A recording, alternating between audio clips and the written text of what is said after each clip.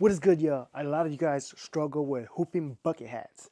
And today I'm gonna show you guys how we hoop these. These are complex, they're not the regular bucket hats. We did do 3D puff embroidery on these, as you see those puffing out. Yeah.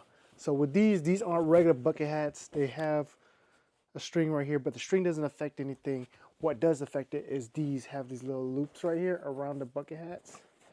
So as you can see right there, that makes it very tough to embroider because that doesn't give us much room to embroider. But with this case, we embroider on top of it, and we're going to show you how to do that and how to hoop it and how we made these bucket hats. But you can see we stitched over that loop right there.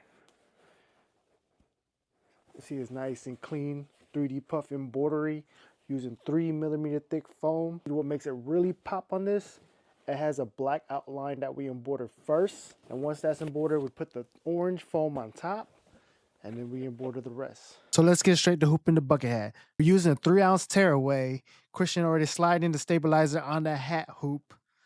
The only thing left is we got to put the bucket in place. We grab the inside lip right there of the bucket hat. You got to tuck it underneath the metal frame right there in the front, all the way in. And you got to make sure the stabilizer is nice and even as well. We typically fold it in half so we have a centered line. But once we get the bucket in place, we got to make sure it's nice and centered and pressed all the way down so we can make sure we get the top of the bucket hat. It gets a little tricky right here.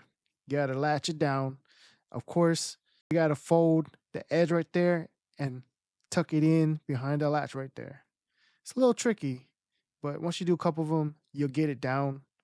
And we're taking our time with this to make sure everything's nice and centered. And there's 2 air holes on each side. Use those to center the bucket hats because there's one on the left and one on the right. And once we get it nice and centered and place it where it needed to be, latch it all the way down. We add the binder clips on the back side, left and right, and pull the bucket so it's nice and tight, just so there's no jumping or any mishaps with the embroidery. So you have a good hooped bucket right here. As you can see, the binder clips in the back. The inside, the stabilizer is right where it needs to be. Only thing left is to put it on the embroidery machine. So we're going to pop it on the machine, make sure all 3 latches latch down the hoop so it's nice and secure. We're checking out the loop part right here. We're going to show you a trick on how we get this done. All right. First, we're going to measure 1.5 inches away from the top of the latch to the needle. So that's generally, we use 1.5 inches, but it can vary depending on the design. But for these bucket hats, we're using 1.5 inches. And we're contouring the design to make sure it hits no part of the buckets that we don't want to hit. And it's nice and centered. So here's the secret that we figured out how to get this embroidery part done with that loop right there. It's clear packaging tape. That's the secret right there. That's a tip and trick.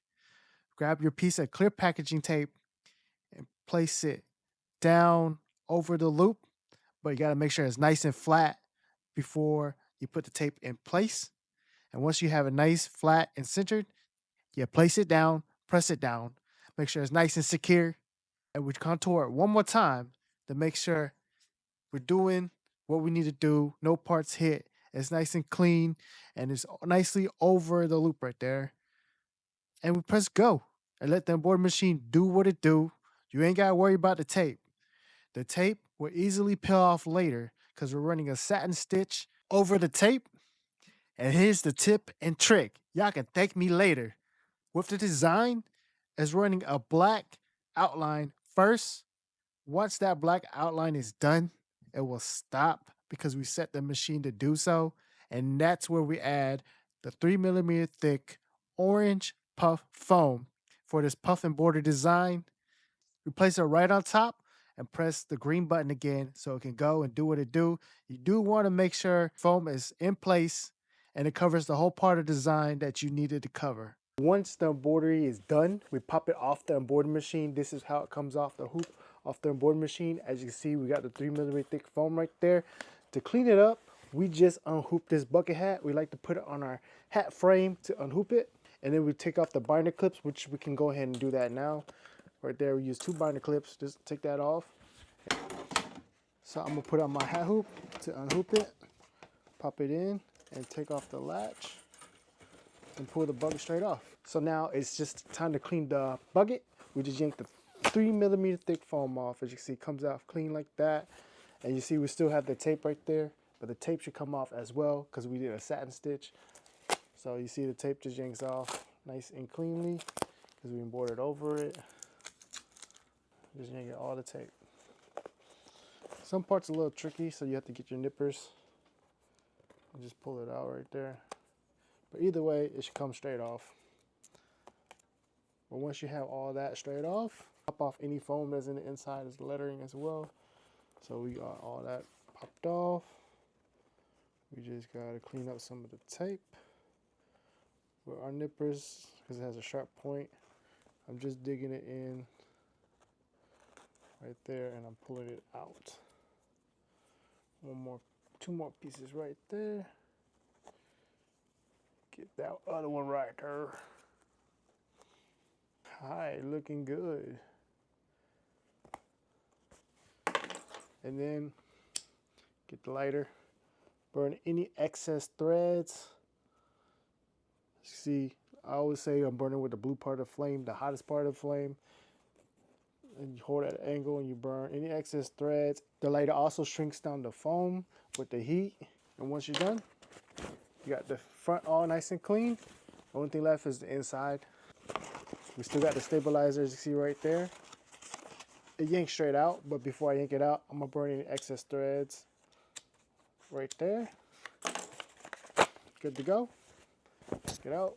Here we got the finished product. And this is how we get the job done.